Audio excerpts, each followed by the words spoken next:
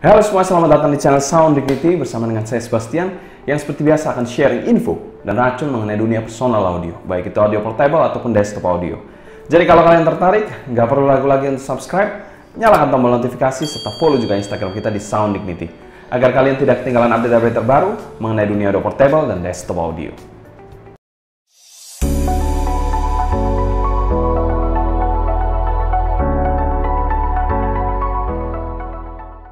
Oke, di video kali ini kita akan membahas yang ringan-ringan saja, tidak membahas review barang ataupun membahas yang berat-berat. Kita akan berbicara khusus mengenai price, harga dari dunia in-ear monitor. Mungkin relevan juga dengan dunia headphone ataupun earbud. Terkadang memang kita melakukan judge terhadap sebuah harga atau price tag pada sebuah in-ear monitor. Memang hal tersebut tidak ada yang salah sebagai perspektif kita sebagai seorang pembeli tentunya. Kadang ada yang worthy, kadang ada yang overpriced, kadang juga ada yang harganya kok nggak masuk akal banget ya. Memang hal ini tidak ada yang salah sekali lagi karena itu memang perspektif kita sebagai seorang pembeli. Overpriced sendiri merupakan terminologi di mana harga lebih besar atau lebih tinggi dibandingkan manfaat, spesifikasi, fitur, dan lain-lain dibandingkan dengan in-ear monitor lain. Namun sebelum kita melakukan judge tersebut, ada baiknya kita juga membreakdown apa saja komponen yang terdapat dalam sebuah in-ear monitor. Sebut saja seperti 64 audio. Bagaimana mereka bisa semahal itu? Apakah hal tersebut ditentukan oleh driver? Jenis driver yang digunakan, jumlah driver yang dipakai, build quality, tuning suara, QC-nya, material kabel, ataupun packaging-nya. Ditambah satu hidden komponen yang paling penting, yaitu positioning brand mereka. Jadi kalau kalian menjudge in-ear monitor, tentunya kalian harus tahu manfaat terpenting dari in-ear monitor tersebut. Apakah itu memang brand yang kalian cari, atau jumlah driver, atau tuning suara yang sesuai dengan preferensi kalian? Kalian memang harus melihat dulu manfaat yang kalian cari dari sebuah in-ear monitor untuk menjudge in-ear monitor tersebut apakah overpriced atau tidak. Kalau kita breakdown in-ear monitor seperti 64 audio, kita breakdown, mungkin kita lihat parts-partsnya, kita breakdown juga packagingnya, kita lihat HPP-nya ya, harga pokok penjualannya. Mungkin tidak akan dapat harga, kita bilang aja ya, kita ambil contoh U12T, 12 driver, itu kita breakdown, kita lihat semua komponennya, kita lihat semua packagingnya, mungkin kita nggak akan mendapatkan angka 30 jutaan atau 28 juta sekian lah. Itu angka dari mana sebenarnya? Kalau kita breakdown satu-satu nggak akan nemu itu pasti.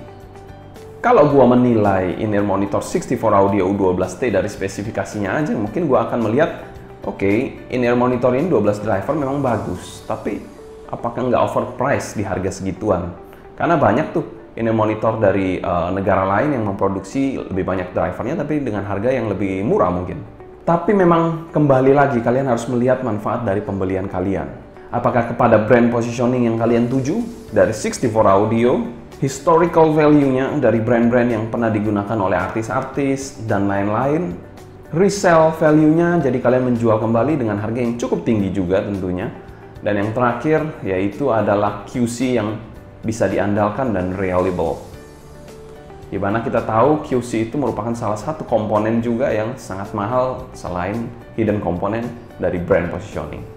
Jadi kalau kita lihat manfaatnya dari situ, mungkin harga puluhan juta dari 64 audio ini mungkin akan sedikit lebih make sense dibandingkan kita melihat, oh harganya segini, spesifikasinya segini, nggak masuk, itu brandnya doang yang mahal. Oke, itu betul, tapi sekali lagi balik lagi, manfaat yang kalian cari apa?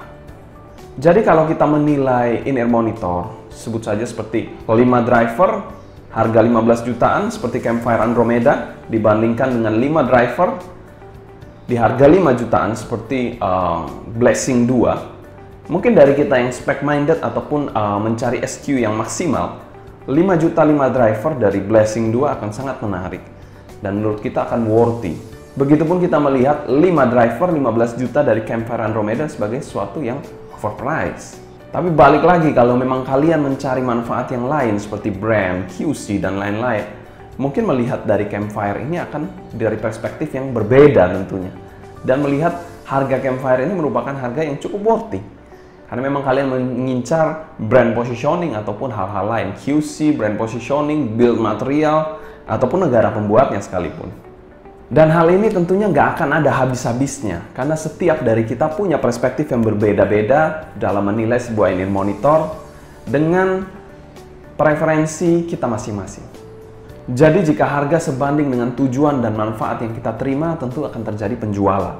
For some people, mungkin 64 audio dibilang overpriced, tapi buktinya banyak aja tuh yang beli 64. Bahkan 64 Tiago Tenor pun habis, ludes. Jadi balik lagi ya, memang overpriced itu hanya masalah perspektif sebenarnya. Dan kalau kita breakdown pun 64 audio U12T ataupun Tia Forte, dia cuma 4 driver, itu nggak akan nemu tuh harganya 50 jutaan ataupun 30 jutaan dari 64 audio. Karena memang ada hidden komponen yang memang sulit untuk dipahami oleh seorang customer. Soal price judgment tersebut memang tidak ada yang salah, tapi yang salah adalah terminologi overprice jika dibandingkan dengan kemampuan finansial kita atau daya beli kita. Jadi ini perlu digarisbawahi. Terminologi overprice itu salah jika dibandingkan dengan kemampuan atau daya beli secara finansial kita pada sebuah in-ear monitor. Karena kalau kita mengatakan overprice karena tidak didukung dengan kondisi finansial, itu merupakan hal yang kurang tepat. Seharusnya kita melihat dari manfaat yang memang kita cari.